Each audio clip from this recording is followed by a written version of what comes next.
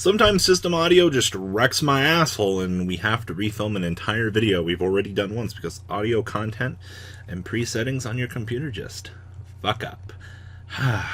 Okay, I'm feeling better now. So what is up, guys? In before here, we're going to be looking at Matt Riley's 12th place Minneapolis Cyber Dragon deck profile. Now, before you get up in arms, I wanted to profile this list because I think having the Sky Striker engine in this deck, to me, is innovative.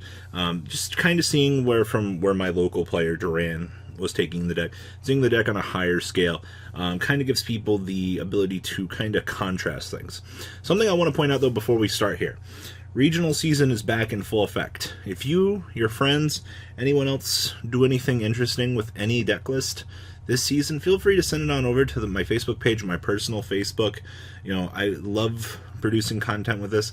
I love giving credit where credit is due with these deck lists.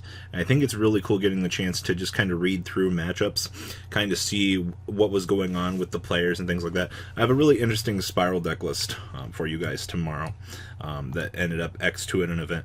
But it gives some interesting takes on the deck, along with some other things. I know a few people have been asking me about doing more tech discussion and things like that.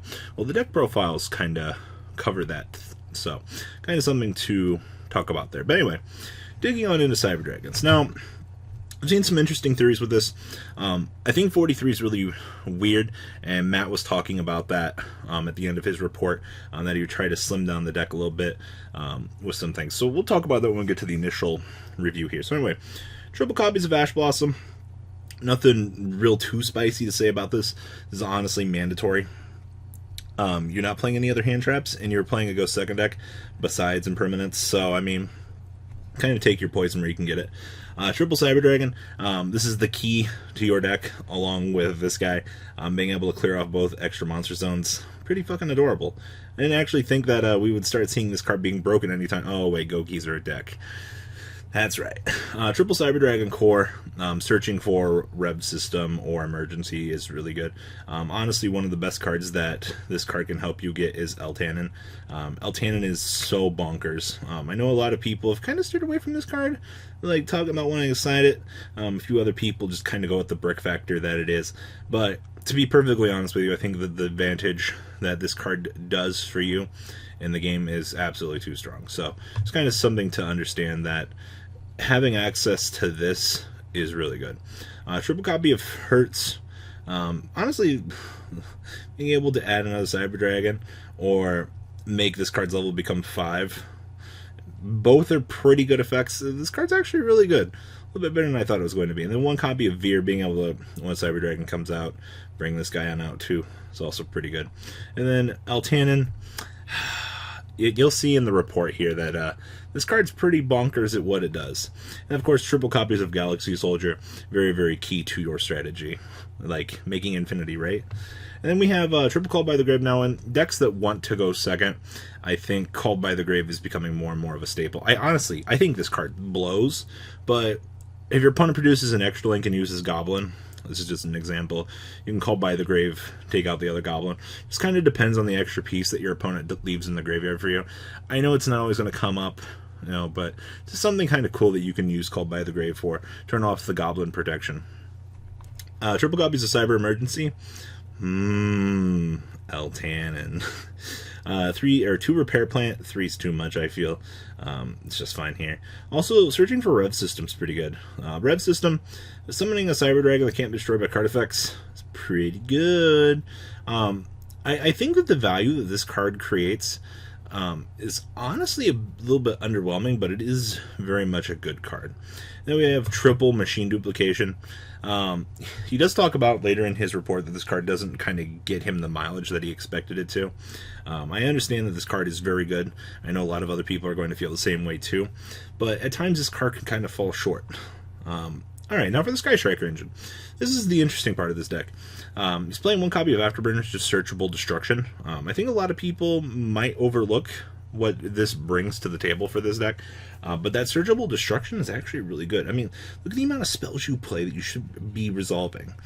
Triple Hornet Drones, just some really cheeky shit you can do with this, honestly. Producing extra machines is pretty cute. Triple Engage, Searching, Draw Power, it's pretty much all you need in one card. And then 2 copies of Twin Twisty, Back row is a problem. Now, he did play triple cybernetic overflow. This card was actually really good to him, from what I was seeing from his discussion, and we'll talk about that. I actually kind of think that 3 of this card's kind of a bit heavy, but hey, it works. It works. And 2 copies of Impermanence extra hand traps are very key. Extra deck down here, 1 summon sorceress. God, I hate Cyber Dragon combos with this card. Like, this is nuts.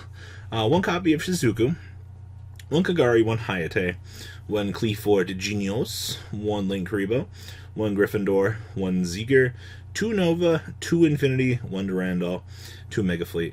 Interesting to note, though, he is not playing something like Barbaroid to summon off of Nova if it is killed by an opponent's card effect. Side deck, 2 Scythe, triple Draw and Lockbird, 1 Fortress Dragon, 1 Volcasaurus, triple Share Red, triple Sanctum, and 2 Red Reboot. Something to note, though, I'm starting to see Sanctum Scythe picking up a lot more value in this current format. Being able to lock the opponent's extra deck is becoming way more crucial now. I mean, I thought Draw and Lockbird was good, but having additional Nightmare Fuel is never a bad thing. You know, we're in a format where Forbidden Chalice isn't seeing play. It was kind of like we were getting to the point of using Chalice to kind of, obviously, additionally hurt the meta, but stopping the opponent's Scythe was absolutely amazing. But we've kind of reached an impasse now to where this card has came back into the meta and is doing really good things. And then we've got things like Shared Red that are still existing in the meta just for what they are. So, onwards to Matt's tournament report. So, round 1 was versus Rogue. He won 2-0. It was a newer player. Happens. Round 2, 2-0. It was against Goki. He ashed his Invoker. He had no follow-up. Second game, he Yu-linked me. I opened Altanin, drew Cyber Dragon for turn, normal summon Cyber Dragon over the Ibli, because you can tribute summon. Keep that in mind, we still are 5 stars. Tribute summoned off the Ibli, normal the Cyber Dragon, then made Mega Fleet, because it clears up the 2 zones, and then made Altanin to blow out the board and outgrinded him from there. Fucking beautiful. That's what I love to read. Round 3 was against True Draco. Nothing too special to report here. OTK'd game 1, then grinded him out. Afterburners to destroy his Link Kuriboh, and his Link Kuriboh, and the Rivalry. That's actually pretty cool. Once again, utility. Kill your own shit killers. Yeah, it's pretty good. Just fun facts. Little things you can do. Round 4 was against ABC FTK. He lost. He got OTK'd game 1 and then blown out games 2 and 3. Yep. He went to get 8th place. Fucking ABC FTK. I didn't know that was a viable deck. What a year. Round 5 was the pure Cyber Dragon Mirror. The mirror match is so bad for both players. Whoever goes second probably wins. Game 1, I OTK'd him using his Infinity and Genius for Mega Fleet. Ooh. He was playing Power Bond and OTK'd me game 2. Game 3, I bricked with Cyber Dragon, Galaxy Soldier, Machine Dupe, and Twin Twisters. Eep. Round 6 was against Trickstar Mech Knight. Nothing special about this match that I remember. 1-2-0. Round 7 was Mech Knight Invoked. Let's see here. He won the dice roll and OTK'd me. OTK'd me after I set up with Kagari Pass. Second game, I OTK'd him. The last game was good because I set up my usual combo of the Infinity linked with Griffin and Cyber Dragon Seeker with 2 Cybernetic Overflow set along with an Impermanence and a Sanctum. He entered battle phase and evenly matched me. I negated with Infinity. Oh boy, I already know where this is going. Chain Sanctum, which brought out a Scythe, and then he evenly me again. So I kept the Griffin. He purpled and then normal summoned Alistair and passed. I drew Hertz, normal summoned Link Kuriboh to next to Griffin. Searched for the Cyber Dragon, attacked over Alistair for game. Then passed. Wonder why it says game there. He made the Mech Knight Link monster with Purgatrio, Makaba, and attacking over my board, making it 45 to his 65. Oh my god, the intensity here. Next turn, I drew Rep System, summoned the Cyber Dragon from hand, and then contact summon to make Chimera Tech Fortress Dragon with his Mech Knight and Makaba. For a 3k beater, then Rep System my Cyber Dragon back to attack for 24, making it 45 to 41, and then time was called. That's rough. And round 8 was against Sky Striker Spiral. Again, game 1, I broke the U-Link and normal summoned Hertz for the search for Altanin with Repair Plant. Game 2 I bricked with Eltanin and no Sky Strikers. Game 3 I had Droll and Ash, but he set 2 in pass turn. I out-resourced him with Sky Strikers and Traps. Yep, it's about what I expect, actually. Overall, I'm happy with the build. Might try to cut it down to 40 by cutting machine dupes. Never used Durandal instead of generic Link like Unicorn and Decode Talker. Would be a possibility.